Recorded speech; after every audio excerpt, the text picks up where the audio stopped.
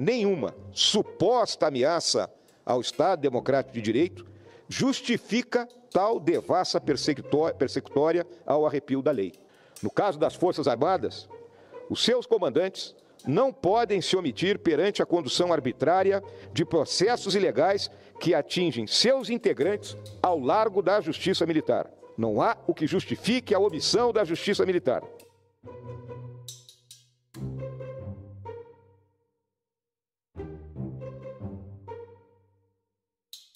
Mourão ontem, ele disse que foi à tribuna, falou que os militares teriam que reagir e tal. Aí percebeu que vai vir um monte de ação para cima dele, pedindo inclusive a cassação do mandato. Ele deve ter falado com os comandantes do Exército, ó, essa bandidagem aí nós não vamos segurar não, né? Aí o Mourão deu uma entrevista para o Estado de São Paulo e ele falou, agora os militares podem ter cometido crime sim, tá? Mas isso é um caso da Justiça Militar, não é do Supremo. O Mourão, ele está fazendo o que um amigo meu lá do Paraná, que é o Ismael Moraes, fala, ele pode estar afrouxando a tanga quando a pessoa está recuando. Diga, Daiane. Léo, eu acho que é por aí no caso do Mourão, né? Ele foi ao lado ali dos seus aliados, né, bolsonaristas, o Marinho, o Rogério Marinho e outros senadores, numa linha de que o Supremo que estava abusando era uma afronta e tentar insuflar esse discurso. Recebeu uma chuva de questionamentos, né? Dos próprios jornalistas ali nessa fala dele, e ali mesmo ele acho que já sentiu que não ia conseguir sustentar os argumentos diante dos fatos, diante das provas contundentes que tinha relacionados aos militares. E acho que ele percebeu nesse processo que essa tentativa de colocar as Forças Armadas também do ponto de vista das investigações como se fossem intocáveis, também acabou. E acho que esse é um fato mais importante do ponto de vista histórico, né? Nós ficamos aqui, nossos internautas, o campo progressista, durante toda a CPI e depois, né, do 8 de janeiro também revelou muito disso, é preciso fazer um encontro com a nossa história de modo a não repetir o que aconteceu ao longo dos anos na história do Brasil, em que os militares cometiam crimes e depois eram anistiados, e aí só ficava a história permeando ali essas situações todas, essas evidências todas, e aquilo ia se repetindo, colocando o Brasil num patamar sempre de atraso, e sempre à mercê, sob a tutela dessas Forças Armadas. Acho que essa investigação, o papel, e aí a gente tem muitas críticas ao judiciário, mas o judiciário ele retomou um caminho, o professor Pedro Serrano também falou disso, e assim, do ponto de vista acadêmico, do ponto de vista histórico, a gente está vivendo muita coisa que parece que seria uma análise para a gente ter há 20, 30 anos para frente, e a gente está vivendo a história e ao mesmo tempo acompanhando aqui o desdobramento de cada movimento.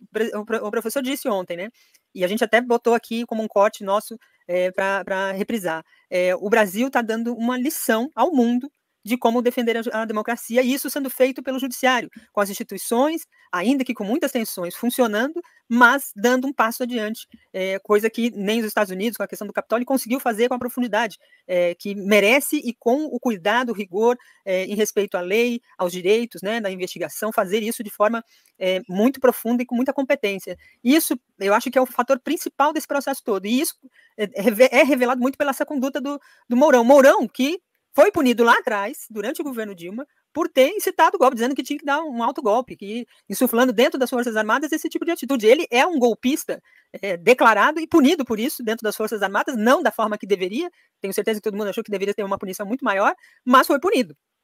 E chega a senador achando que ainda é general, e se comporta dizendo, olha, vamos juntar aqui a nossa tropa, como a polícia faz nas periferias. Não, aqui quem manda sou eu sou a lei, não tem outra lei, né?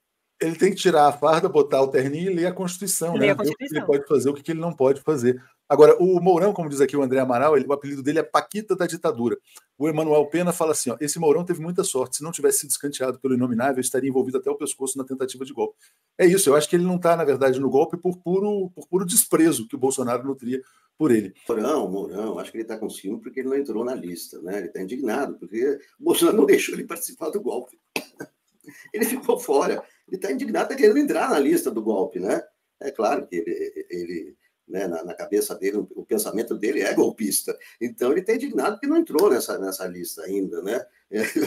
Acho que não tem nada a ver. Esses militares aí, além de ser julgados pelo STF, porque é uma organização criminosa, tá certo? Então, o STF vai julgar, seja o da ativa, seja da reserva, seja o Malucídio é da ativa, e daí? Você acha que, não, ele é da ativa? Não está envolvido na organização criminosa, acabou. Esse cara que está nos Estados Unidos é um militar da ativa, que está entre os presos, e que está a serviço lá nos Estados Unidos, que está sendo repatriado para ser preso, né? Porque são 4 presos, né? Inclusive esse militar da ativa. Não tem esse negócio. E vão ser expulsos do Exército também, esse Braga Neto, porque, veja só, veja as regras. O que o Exército, o militar tem que cumprir? A Constituição, defender a segurança do país. Eles expuseram a segurança do país, cometeram o maior crime que se pode cometer, que é o golpe de Estado.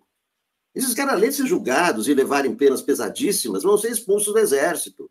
Pelo que eu estou vendo aí, pelo que diz o Zé Múcio, que não tem essa de militar, pelo que diz o Tomás, o comandante do Exército, não tem esse negócio. O cara fez isso, tem que ser, aliás, tem que tirar as maçãs podres do Exército. Porque esses caras só envergonharam os brasileiros, envergonharam o Brasil.